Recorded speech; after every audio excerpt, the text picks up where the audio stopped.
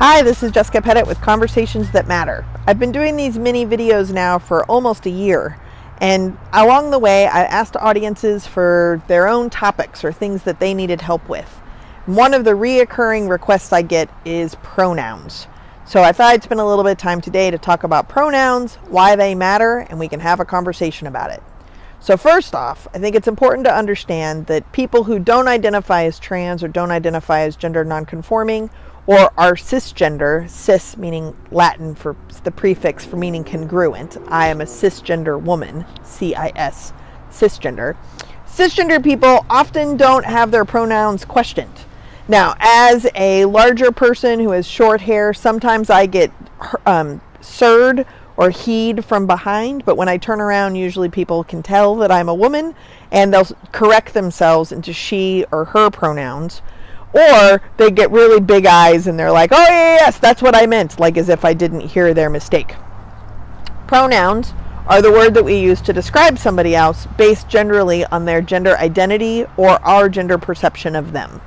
So when someone comes to you and says, I have these preferred pronouns, or these are the pronouns that I would actually like you to use, the reason why that's really important is that you're actually saying things about them that don't align with their own identity. Regardless of your perception, their identity is what actually rules.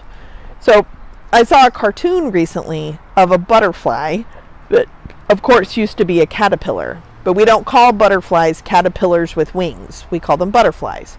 We recognize that a caterpillar has gone through some kind of change or process, and in their sense of self, they are now a butterfly. We can adjust our language. Now, I know, I hear the grammar people out there who are like, they, them are gender neutral pronouns, and we're used to them generally in a plural context.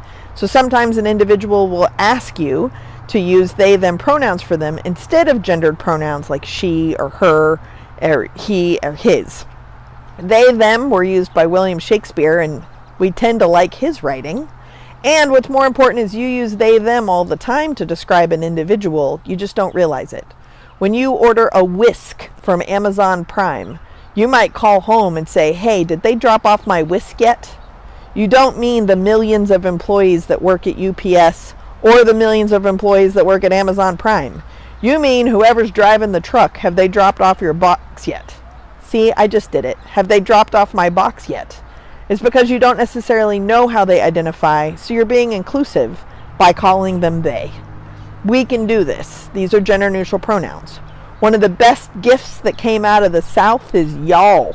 Y'all is gender neutral for a group. You all is gender neutral for a large group, usually when you're upset.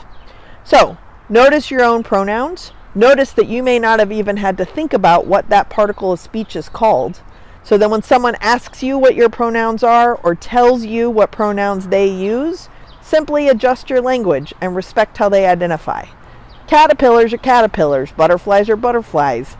A man is a man, a woman is a woman, and someone who doesn't identify as a caterpillar or a butterfly, a man or a woman, will tell you how they want to be addressed because they know how they identify. Pronouns are an important conversation, and pronouns matter.